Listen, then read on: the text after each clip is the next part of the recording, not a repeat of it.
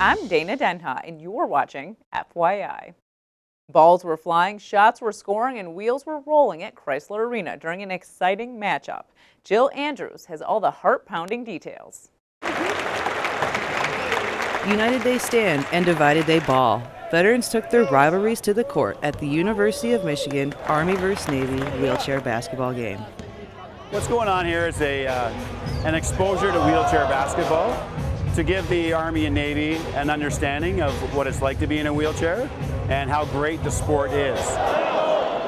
We've got three-point shots, foul shots. There is no difference from the able-bodied game except the traveling rule. You're only allowed 2 pushes on the wheel, then you have to dribble the ball.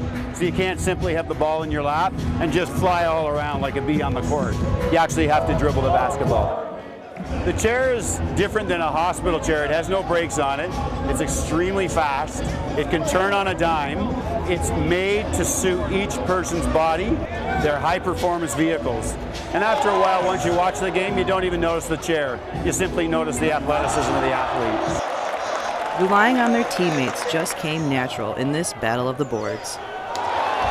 The competition is there, but you're going to see a lot of laughter. You're going to see a lot of fan involvement. And the common bond that I think the Army and Navy can show, that sport unites people. And that's huge in this game.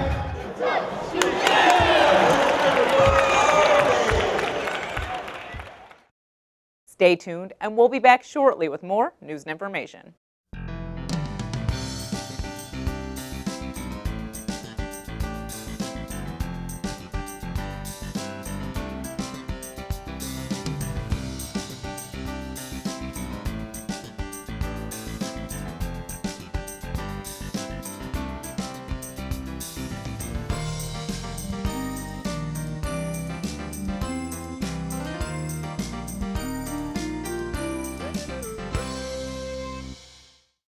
The Neutral Zone is always on the forefront of new technology, and every year they host an event to explore the latest in the field. Check it out.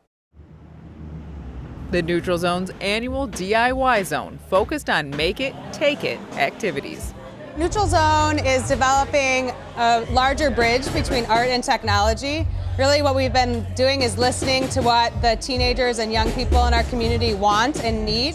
I brought in 3D printing, virtual reality, and many other things, trying to show the kids that there's more to art than just what they learn at school, because there's so many possibilities. The day's events included arts and technology for today, leading towards the future of tomorrow. Dream gates and virtual reality, just like what I'm wearing, but they're taking a different aspect to it. As I'm here showing the art, they're there showing the games. You can create different things. I screen printed a shirt. I also I think it was pewter casting, a little keychain that said NZ on it. There's a bunch of virtual reality stuff going on. It's super cool things. We have an electric skateboard with a racetrack over here that you can race your friends on the mini racetrack. We've got Skyline Robotics. You can check out their custom built robot. Little kids can come and be involved in the Neutral Zone, as well as teenagers and adults. So it's a cool thing for everyone. It's just a neat time for people to do hands-on activities, to get involved and team build, have a blast, have some free pizza, and just explore, laugh, do something weird, do something for the first time. As the city covers in snowflakes, there is some need-to-know information for residents and businesses alike as they keep their sidewalks safe for pedestrians. Learn about snow removal guidelines in Ann Arbor in this month's City Roundup in 60.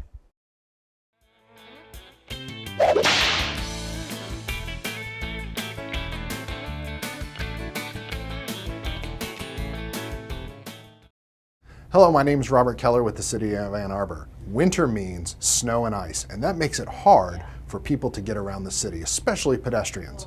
So as a resident and business, you need to do your part and help clear your sidewalks of ice and snow. What does that mean? Well, for residents, it means any snow accumulation greater than 1 inch has to be cleared within 24 hours. If you're a business, any snow accumulation by 6 a.m. needs to be cleared by noon the same day.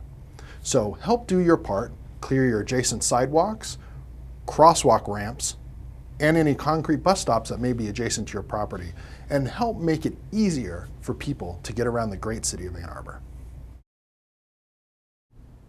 Dogs are most definitely man's best friend. And if you were ever in doubt, local photographer Janice Milhem proves that old adage with 2 books, Dogs of Ann Arbor's Old West Side and Dogs of Ann Arbor's Water Hill and Beyond.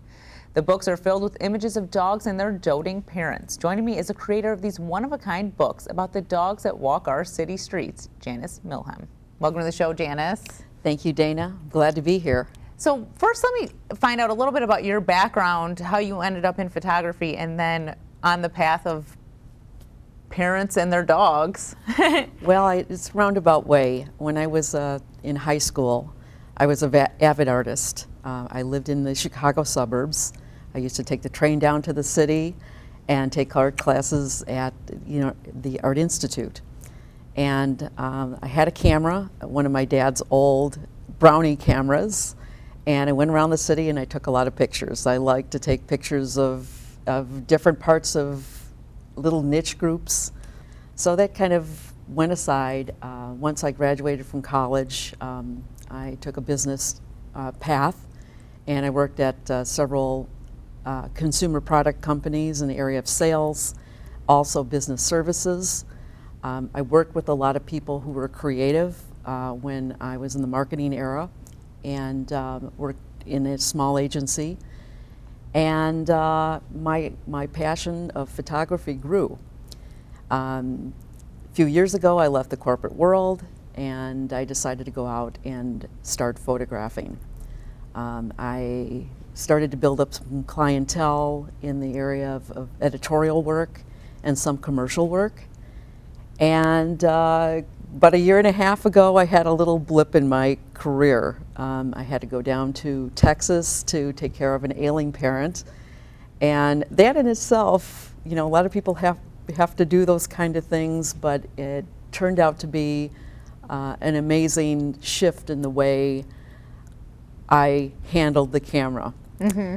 And the relationship that my dog and my mom took was absolutely kind of incredible. And when I came back to Ann Arbor, I really had to reinvent myself. Yeah. So I started to photograph some people on the streets, and the interesting thing about our community is people that have dogs, they know the dogs, but they don't know their master's names. Yeah, like you meet friends, but it's more Right. dog friends than So that's human Daisy's friends. mom, and that's Cookie's mom, Yeah. but we really don't know the names of the people. So as I started to photograph, I put the names and the faces together, and I started to collect 40, 50 owners with their dogs. And I thought, hey, this would make a great little book. People would know who the dogs are in the community as well as their neighbors. And this thing evolved into a book. And I said, well, how are you going to pay for the book kind of thing? Yeah. And I got some wonderful support in the community. I had veterinarians, I had dog stores, I had butchers, restaurants, you name it. There were a lot of people that said, hey, we're on board. We'd like to have a presence in your book. I didn't want to turn it into an advertising book because, it would have defeated that quality about it. Mm-hmm. Once I had everything put together, I sold the books to the owners, and I took profits from that book, and I donated. The first donation was to the Humane Society of Huron Valley. So this is your first book, The Dogs of Ann Arbor's Old West Side? Yes. Yes. Yeah. So while you were making this book, you kind of learned more about people and their relationship to their dogs and how they kind of got their dogs. And it's interesting because some of the people are getting their dogs from other states, maybe they're on vacation or something, but also like changes in your life affect how you find a dog. Yeah, Dana, there were some wonderful stories I heard. We had dogs that came from kill shelters down south that were heavily, they had mange all over them, and they were very sickly, and they came up here.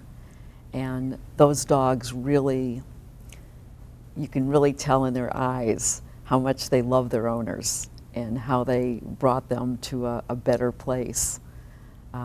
There were dogs that, I heard a story, it wasn't necessarily in the first book, but the second story was really interesting because one woman told me that she was on the verge of a breakup with her boyfriend. And instead, in one way to keep her, which didn't work, was to buy her an 85-pound puppy. And she had this 85-pound puppy and decided to keep the dog and not the boyfriend. So that was a very interesting story. And there were stories about dogs that were barkless. There were stories about dogs that only could turn left, not right, could walk backwards, could sing. I mean, there were a lot of interesting little tidbits about some of these dogs that were pretty remarkable. So then you went on, this book obviously was successful, people enjoyed it, and then you made Dogs of Ann Arbor's Water Hill and Beyond. Right. And this one's so cute because it talks about like the dog's favorite music and their goals in life, their professional goals. I really liked that. I thought what better way to start it was to attend the Water Hill Music Festival. So I got several dogs right off the bat. And I decided, hey, it would really be fun to take more of a theme on this one because the first one was about rescue dogs and whom rescued who. Yeah. So it wasn't necessarily all the dogs were rescue dogs, but somebody was rescued. Yeah. And a lot of times it was the owner who got rescued, not the dog. And in this book, on Water Hill, I asked the owners a few questions. You know, is your dog a worker dog or a player? They're either like to have fun or they like to do a lot of work with. And a lot of dogs were therapy dogs. Some dogs were actually working in hospitals with children. That was kind of an interesting tidbit. And I also asked them what era of music most resonates with your dog. And if your dog was in another profession, what would it be? And some of the answers were really interesting. Yeah. Like my dog is a mattress tester, or he would be really good working in a sausage factory and as a quality control. So those are the kind of answers I got were really funny. And you mentioned the first book, the proceeds went to the Humane Society of Huron Valley, but the proceeds from this book will go to local shelters as well. It will go to local shelters. I am planning to donate some money to the Huron Valley Humane Society again. But I'm also looking at some other shelters because some of these really small places, they need it. They really need the money. And last year I got a lot of publicity, which was kind of neat. The Old West Side did a feature article on me and the dogs. And In Between the Lines did another one. And that was kind of interesting because they were coming out with a pet issue and they heard about this, they called me, and that was very interesting. And this year I'm probably going to do some more articles. And obviously having the presence on CTN and being on your show, Dana, is a real plus. Do you, can people go somewhere to buy these books currently? Yes, currently I have Argus downtown selling it. Literati sells the Old West Side book. And I have Downtown Home and Garden. And they're selling both of the books. And I just had a book signing last Saturday that went really well. Great. Why don't you tell people why they should check out these books and learn a little bit more about our four-legged friends that live in the city?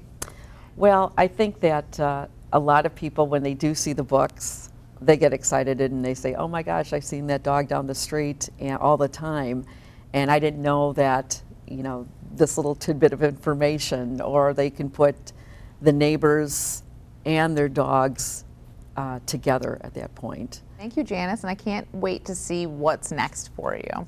Well, thank you, Dana. I appreciate it. For more on this and other programs, visit a2gov.org/watchctn. Thanks for watching and tune in next time to FYI.